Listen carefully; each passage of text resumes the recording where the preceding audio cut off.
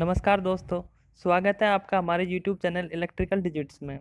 दोस्तों आज के वीडियो में हम RSEB का जो जेई का एग्ज़ाम है 2018 में जो हुआ था, JVVNL कंपनी ने जो कंडक्ट करवाया था उसका पेपर को हम डिस्कस करेंगे। तो जो पूरा पेपर है ये कंडक्ट करवाया था IBPS ने, और IBPS जो है रेस्पॉन्स शीट नहीं देती, तो इसलिए जो भी पेपर है इसमें जितने भी क्वेश्चन है सारे मेमोरी बेस्ड क्वेश्चन हैं। ये सारे क्वेश्चन दोस्तों मैंने इकट्ठा किए हैं एक तो पागल गाय साइट से। आप पागल गाय साइट पे जाके 2018 की पोस्ट देखेंगे तो वहाँ पे आपको सारे क्वेश्चन ये मिल जाएंगे जो भी मैं आपको बता रहा हूँ। बाकी खुद ने मैंने एग्ज़ाम दिया था 2018 में, तो वो कुछ क्वेश्चन मैंने नोट किए हुए थे, तो इसलिए टोटल क्वेश्चन लगभग मेरे पास टेक्निकल के सारे क्वेश्चन हैं, तो वो मैं आपको बता रहा हूँ। तो जो पहला क्वेश्चन है वो देखते हैं। ये क्वेश्चन आया था कि by using which law we can find flux. हम फ्लक्स कौन से लॉ को यूज करके फाइंड कर सकते हैं। तो ऑप्शन में एक गॉस लॉ जो दिया हुआ था वो बिल्कुल करेक्ट था कि गॉस लॉ का यूज करके हम मैग्नेटिक फ्लक्स जो है उसको हम फाइंड आउट कर सकते हैं। एक क्वेश्चन था कि suspension insulator used above. Suspension insulator use किया जाता है दोस्तों 33 kV के अबव में।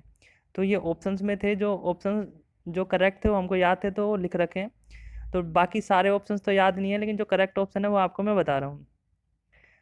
थर्ड क्वेश्चन है operating voltage of super tension cable. तो सुपर टेंशन केबल का ऑपरेटिंग वोल्टेज होता है 33 kV। नेक्स्ट क्वेश्चन है स्विचिंग रेगुलेटर ऑफ आईसी। जो आईसी का स्विचिंग रेगुलेटर में जो आईसी यूज लेते हैं वो होती है IC 7840। Oscillator uses which type of feedback. Question था कि जो ऑसिलेटर्स होते हैं उनमें कौन सा टाइप का फीडबैक यूज लेते हैं। हम लेते हैं पॉजिटिव फीडबैक ऑसिलेटर्स में। नेक्स्ट क्वेश्चन है F proportional to Q1 Q2 by r square which law of electrostatics. यानी कि जो ये लॉ दे रखा है ये कौन सा लॉ है इलेक्ट्रोस्टैटिक्स का, ये किसने दिया था। तो ये दिया था कूलाम्स लॉ ने। और कौन सा लॉ है, फर्स्ट लॉ है सेकंड लॉ है। तो ये ना सेकंड लॉ है कूलाम्स का। पहला लॉ तो ये था कि वो जो सेम चार्ज रहते हैं वो एक दूसरे को रिपेल करते हैं और अपोजिट चार्ज एक दूसरे को क्या करते हैं, अट्रैक्ट। और सेकंड लॉ ये था कि जो फोर्स होता है दो चार्जेस के बीच में प्रोपोर्शनल होता है। एक तो दोनों के मैग्नीट्यूड के मल्टीप्लिकेशन के, और इन्वर्सली प्रोपोर्शनल होता है दोनों के बीच की जो डिस्टेंस होती है उसके। तो ये दो लॉ थे इलेक्ट्रोस्टैटिक्स के कूलम्ब्स ने जो दिए थे, तो ये सेकंड लॉ था। नेक्स्ट क्वेश्चन है by which law we can obtain economical size of conductor. जो कंडक्टर की इकोनॉमिकल साइज है उसके बारे में कौन बताता है, केल्विन्स लॉ। नेक्स्ट क्वेश्चन है Fourier transform of Gaussian function. दोस्तों जो गॉसियन फंक्शन है उसका जो फोरियर ट्रांसफॉर्म होता है वो गॉसियन फंक्शन ही होता है।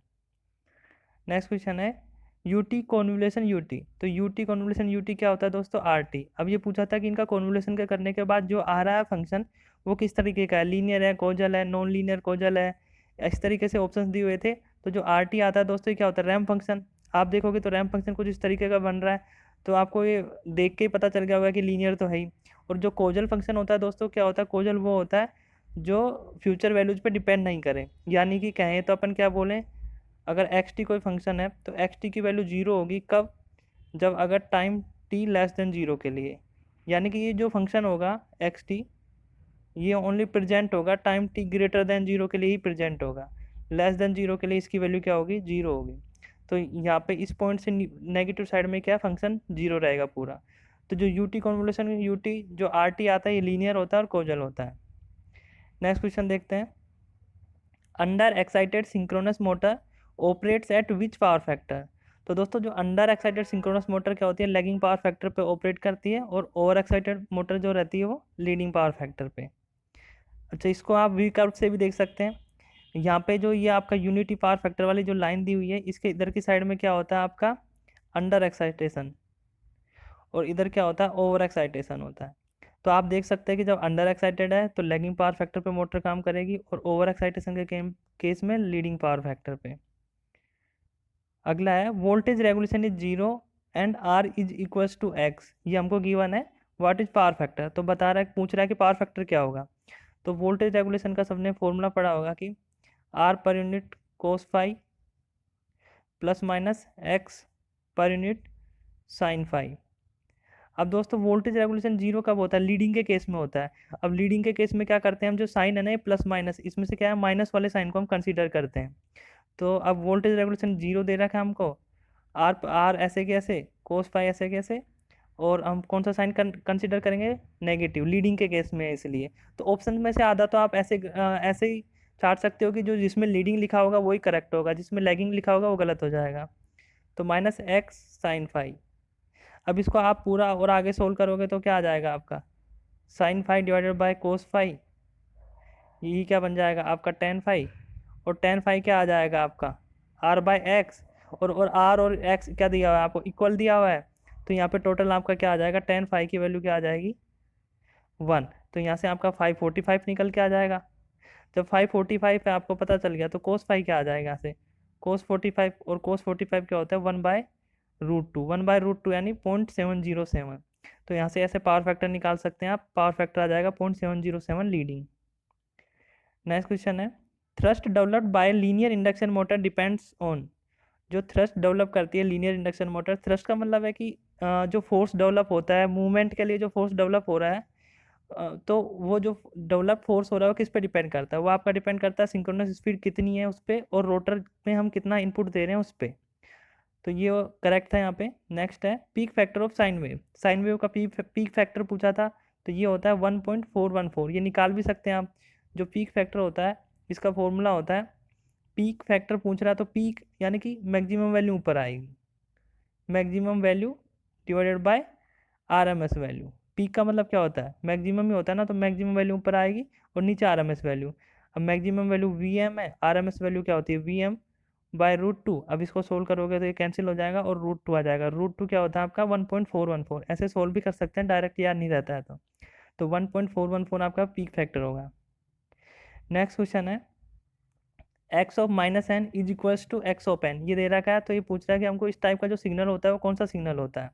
तो दोस्तों इस टाइप का सिग्नल को कहते हैं हम इवन सिग्नल, और अगर इसकी जगह ऐसे लिखा आ जाता है x of -n is equals to -(x n), इस तरीके से लिखा आ जाता है, तो ये जो सिग्नल कहलाता है ये कहलाता है आपका ओड सिग्नल। लेकिन जो अभी क्वेश्चन में दिया हुआ है ये है आपका इवन सिग्नल।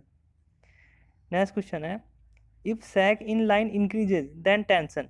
अब भाई दो पोल्स हैं उनके बीच में जो ये वायर इस तरीके से रहता है, तो यहाँ पे जो हॉरिजॉन्टल डिस्टेंस और यहाँ वायर के नीचे के जो डिस्टेंस रहती है इसके बीच में जो डिस्टेंस रहती है इसको कहते हैं हम सैग।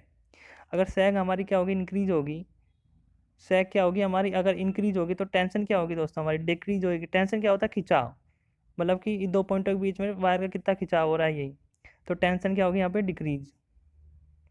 नेक्स्ट क्वेश्चन है to reduce corona in EHV line best method is.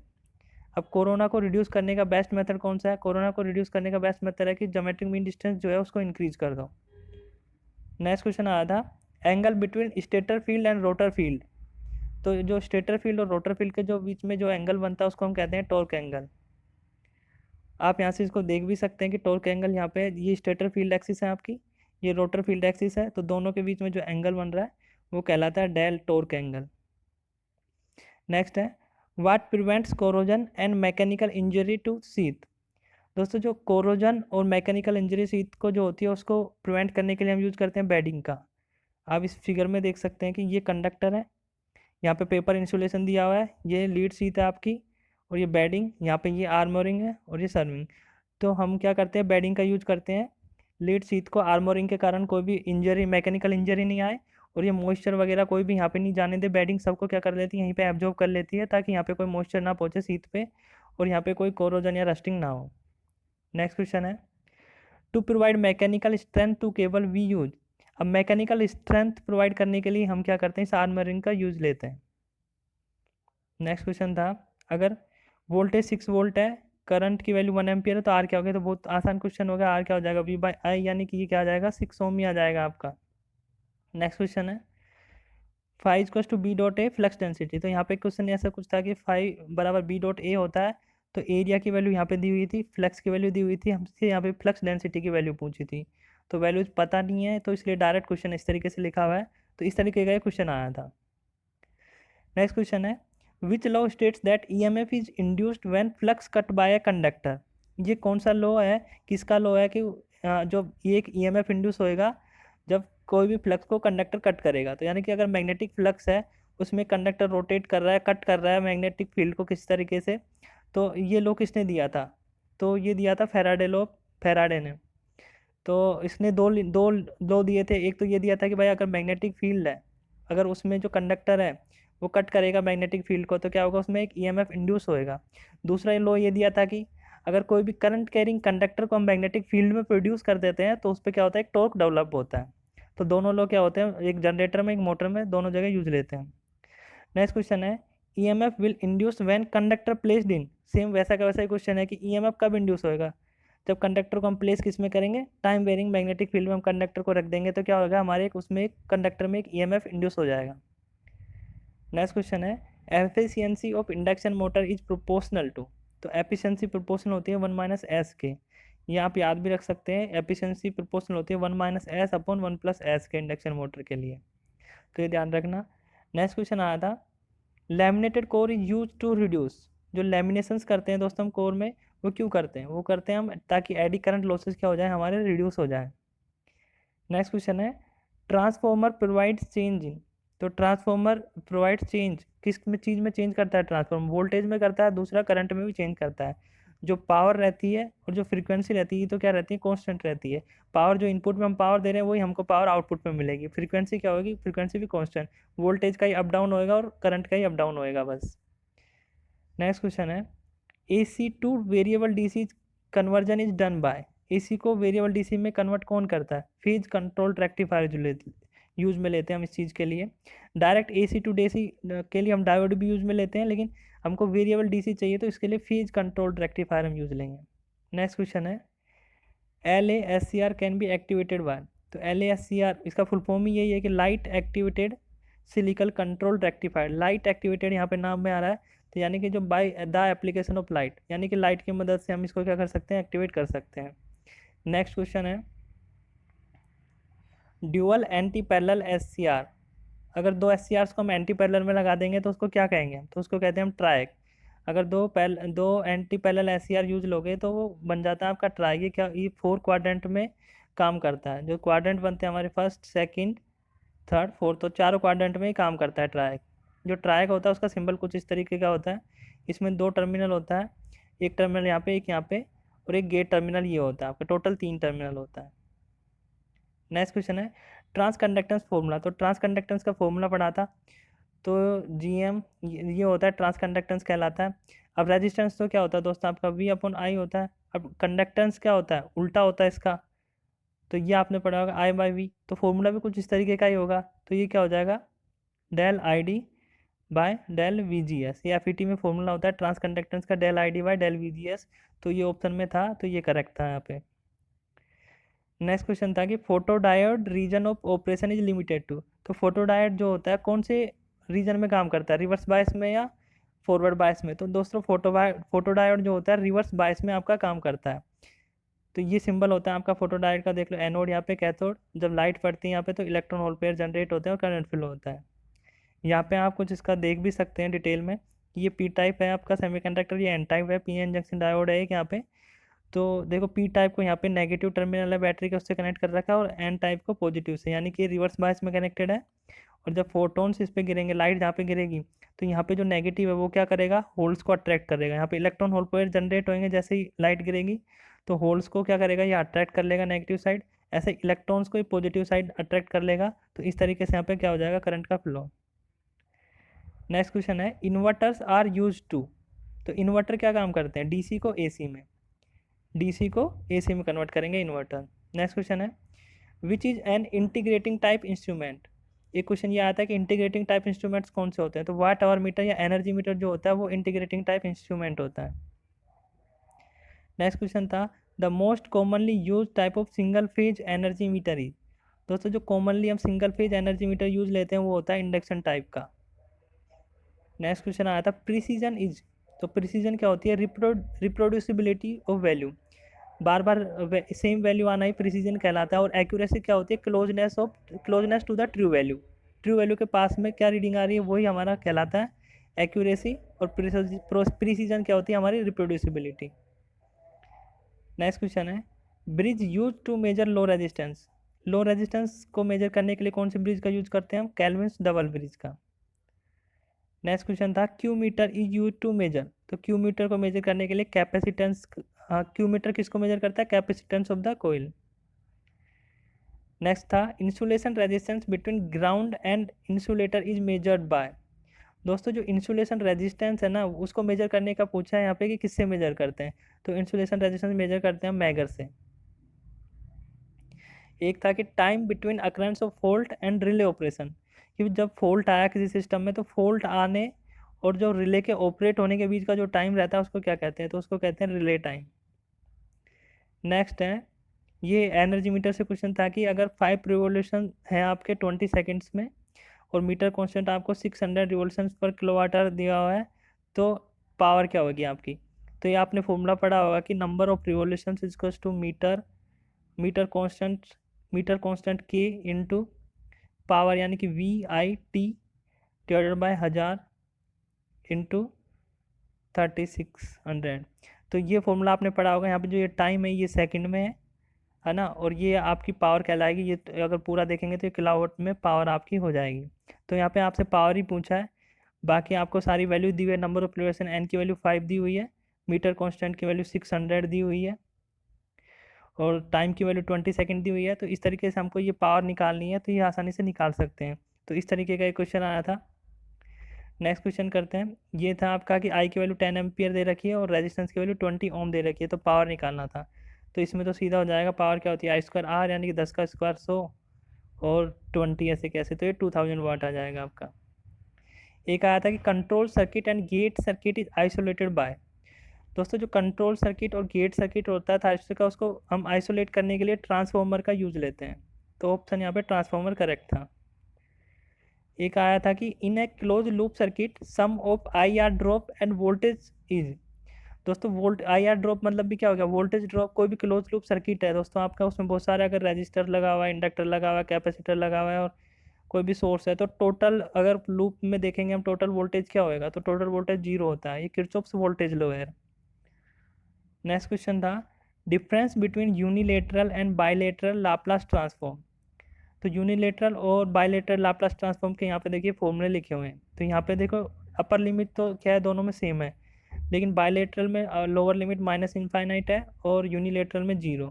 तो दोनों में डिफरेंस क्या होता है, लोअर लिमिट ऑफ इंटीग्रेशन का डिफरेंस होता है। नेक्स्ट था कि रिलक्टेंस इज सेम एज। जो रिलक्टेंस क्या होता है, रेजिस्टेंस का जैसा ही होता है, बिल्कुल सेम। जैसे अपन जो इलेक्ट्रिक सर्किट होती है उसमें तो क्या कर देते हैं, एक रेजिस्टेंस R होता है, एक आपका EMF E होता है, और इसके कारण यहाँ पे करंट I फ्लो होता है। ये होता है आपके इलेक्ट्रिक सर्किट में, ये रेजिस्टेंस है। ऐसे ही मैग्नेटिक सर्किट में क्या होगा, यहाँ पे आपका MMF होगा, और आपका ये है जो है S से डिनोट करते हैं रिलक्टेंस को, तो यहाँ पे रिलक्टेंस होगा और फ्लक्स 5 फ्लो होगा। तो रेजिस्टेंस और जो रिलक्टेंस है आपका, इसको हम कंपेयर कर सकते हैं।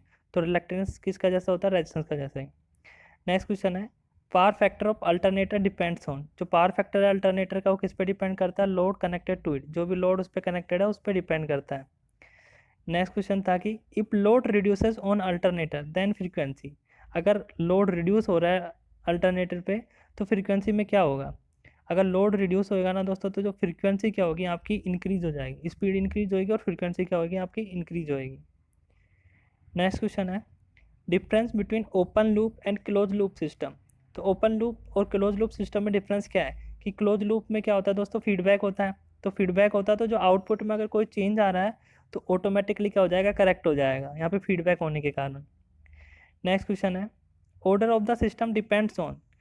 कोई भी सिस्टम है अगर उसका ऑर्डर जानना है तो हमको क्या करना पड़ेगा, उसकी जो कैरेक्टरिस्टिक इक्वेशन है उसमें हाईएस्ट पावर क्या आ रही है इसकी, वही आपका ऑर्डर होएगा।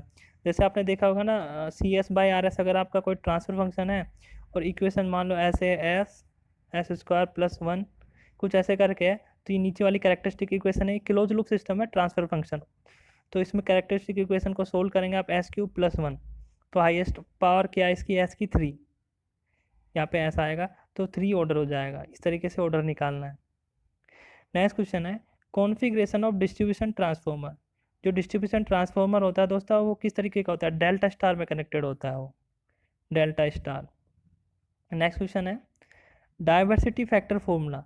डाइवर्सिटी फैक्टर का क्या फॉर्मूला ये आया था, तो ये फॉर्मूला होता है आपका sum of individual maximum demand divided by maximum demand of the system. ये आपका डाइवर्सिटी फैक्टर का फॉर्मूला होता है और ये हमेशा आपका क्या होता है, >1 होता है। नेक्स्ट क्वेश्चन था hissing noise in transmission line is due to. जो हिजिंग नॉइज होती है ट्रांसमिशन लाइन्स में, वो किसके कारण होते हैं, ये होते हैं आपके कोरोना लॉस के कारण। नेक्स्ट क्वेश्चन है in transmission ground wire is made up of. तो ग्राउंड वायर किसका बना होता है, गैल्वेनाइज स्टील का। नेक्स्ट क्वेश्चन है 100 watt bulb glows 12 days, energy consumed in kilowatt hour में एनर्जी कितना कंज्यूम करेगा, ये पूछ रहा है। तो एनर्जी हमारा क्या होता है, पावर इनटू टाइम। तो पावर क्या होगा, वी, पावर तो यहाँ पे दिया हुआ है, 100 वोट का बल्ब है, टाइम कितने दिन, 12 दिन के लिए। अब टाइम हमको हावर्स में लेना है, तो 24 से मल्टीप्लाई कर देंगे, एक दिन में 24 घंटे होते हैं। तो अब जब आप इसको सोल्व करोगे और इसको टोटल को 1000 से डिवाइड कर देंगे किलो में कन्वर्ट करने के लिए, तो ये आपका सोल्व करोगे तो आप आएगा 28.8 किलोवाट। तो किलोवाट आवर आएगा आपका। तो इतना आपका एनर्जी क्या हो जाएगा, कंज्यूम होगा। नेक्स्ट क्वेश्चन है cogging can be minimized by. दोस्तों जो कोगिंग होती है उसको इंडक्शन मोटर में उसको मिनिमाइज करने के लिए हम क्या करते हैं, रोटर के जो स्लोट्स होते हैं उनको स्क्यूइंग कर देते हैं। कोगिंग के कारण क्या हो जाती है दोस्तों, जो रोटर और जो आपका स्टेटर है वो इंटरलॉक हो जाते हैं और मोटर स्टार्ट होती ही नहीं है। तो उसको रिमूव करने के लिए हम क्या कर देते हैं, रोटर स्लॉट्स को स्क्यूइंग कर देते हैं। नेक्स्ट क्वेश्चन है isolation between line and earth और एनी स्ट्रक्चर प्रोवाइडेड बाय। तो क्वेश्चन में इस तरीके से दिया है कि कोई भी लाइन है, ट्रांसमिशन लाइन, उसको अर्थ से इंसुलेट करने के लिए या फिर जो मैकेनिकल स्ट्रक्चर यानी कि जो पोल होता है उससे इंसुलेट करने के लिए हम क्या करते हैं, तो उससे इंसुलेट करने के लिए हम क्या करते हैं, इंसुलेटर का यूज़ करते हैं, इंसुलेटर डिस्क वगैरह लगाते हैं हम। तो यहाँ पे इंसुलेटर करेक्ट ऑप्शन था। नेक्स्ट क्वेश्चन था कि x t is equal to 0 for t greater than 0, यानी कि टी ग्रेटर देन 0 यानी कि इधर की साइड में क्या है, एक्स टी की वैल्यू क्या है, बिल्कुल 0 है। तो ये किस तरीके का सिग्नल कहलाएगा, ये कहलाएगा एंटी कोजल सिग्नल। यानी कि इसमें क्या है, वैल्यू जो प्रेजेंट होती हैं वो लेफ्ट साइड में प्रेजेंट होती है फॉर टी लेस देन 0 के लिए। तो ये एंटी कोजल होता है। और कोजल का आप फिगर देखोगे तो कोजल का कुछ इस तरीके का होगा आपका, क्या अभी पहले भी डिस्कस किया था। कोजल में क्या होता है, टी ग्रेटर देन 0 के लिए वैल्यूज प्रेजेंट होती हैं। नेक्स्ट क्वेश्चन है sulphation in lead acid battery due to.